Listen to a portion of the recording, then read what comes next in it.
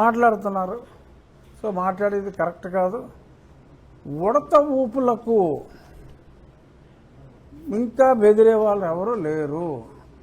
Activity అని దొంగ కేసులు పెట్టేయటం, దొంగ కేసులు పెట్టకపోతే పోలీసు మీద కూడా కేసు పెట్టేస్తాను జాగ్రత్త వేస్తాయి అంటే అల్లు భయపడిపోవటం ఎందుకు వచ్చిందిరా బాబు ఇవని.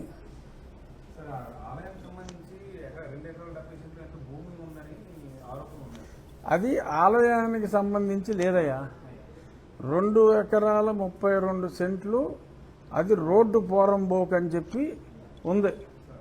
అది ప్రభుత్వ భూమి. ప్రభుత్వం తరపున మేము దాన్ని స్వాధీనం చేసుకున్నాం. ఇప్పుడు కాదు, అసలు ఈ రామాలయం ఉందని నాకు తెలియక ముందే సంవత్సరం క్రితం నేను ఎమ్మెల్యే అయిన కొత్తలో దానికి ఎవరో హైపురం రోడ్లో ఆ ఇల్లు తీసేటప్పుడు అక్కడ స్థలం ఉందంటే ఎవడో వచ్చాడు, ఏదో సమ్ మిషనరీస్ వాడు, నాకు ఎలిజబెత్ ఇచ్చిందండి, చార్లెస్ అమ్మమ్మ వీళ్ళు తాతయ్యకి ఇచ్చాడంట.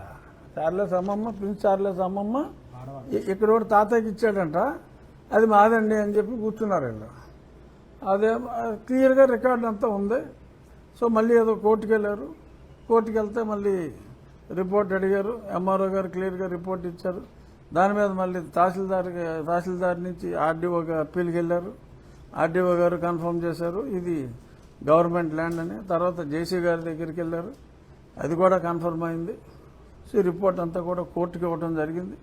ఖచ్చితంగా కోర్టు వాళ్ళు ఒక డాక్యుమెంటు ఏయో సరిహద్దులు వేశారు, సర్వే నెంబర్ వేయలేదు, ఒక ఊహించుకున్న దాంట్లో ఏదో కాగితం ఇచ్చారు, అది బోగస్ కాగితం. అది స్పష్టంగా ప్రూవ్ అయింది.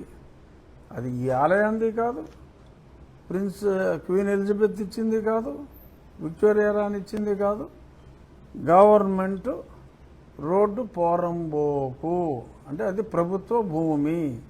ఆ భూమికి మేము ఫెన్సింగ్ వేసాం, పరిరక్షించాం. ఎవరో చర్చోడు మాదని వెళ్ళాడు. అది రెవెన్యూ రిపోర్ట్ అడిగారు, అది రేపో మాపో దాన్ని కొట్టేస్తారు. ఈలోపు ఎవరో ఈ మధ్యన ఒక ఆయుధం అయిపోయింది. ఎవరో వెళ్ళి ఒక రాత్రి కాడ అక్కడ ఒక అంబేద్కర్ విగ్రహం కూడా పెట్టారు. ఏమవుతుంది, అంబేద్కర్ అందరికీ పూజనీయుడే, విగ్రహం పెట్టారు. రేపు పొద్దున అక్కడ ఏమైనా కన్స్ట్రక్షన్ వచ్చినప్పుడు ఆ విగ్రహం అడ్డంగా ఉంటే ఇంకో పక్క తీసి పెడతారు.